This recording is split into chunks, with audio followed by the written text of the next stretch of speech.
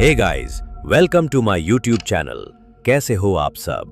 आज हम फिर से एक धमाकेदार मिस्ट्री फिक्शनल कहानी लेकर आए हैं। तो बिना टाइम वेस्ट किए चलिए शुरू करते हैं। एलियन वासी के जाने के बाद जन्मा हुआ एक लड़का।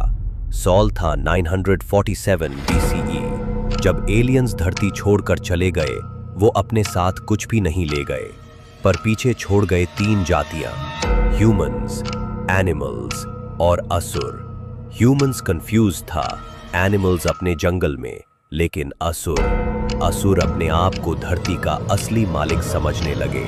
शुरुआत में वो चुप रहे, पर धीरे धीरे उनकी जुल्म की भूख बढ़ती गई। असुर इंसान के गांव पर हमला करते, आदमी को मार के उनका खून रिचुअल्स में इस्तेमाल करते।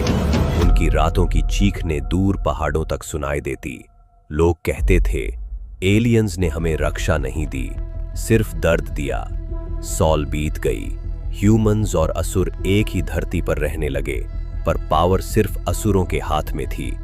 हर 4 से 5 साल बाद उनका एक नया राजा आता, पर सब एक जैसे ही जालिम था।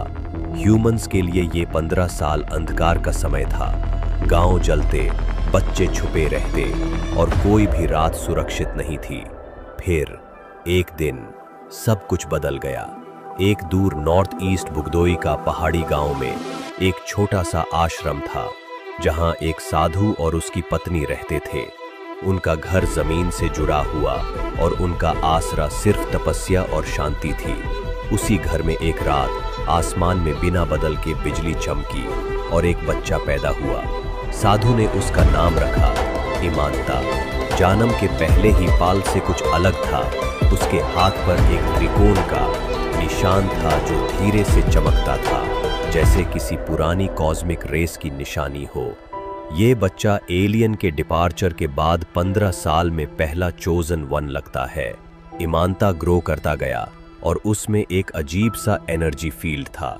जंगल के जानवर उसके पास शांत हो जाते। असुर जाति दूर से देखकर भी डर जाते। साधु जानता था, ईमानता का जन्म बिना कारण नहीं हुआ। वो एक दिन वही बनेगा जो इस जुल्म का अंत करेगा। लेकिन रास्ता आसान नहीं था। असुर राजा को उसके बारे में पता चल गया था। असुर राजा बोला, उस लड़के को मेरे पास लाओ, इससे पहले कि वो एक खतरा बन जाए।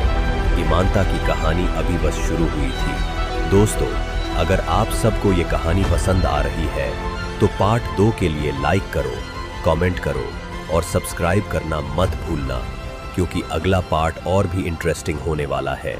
जय हिंद।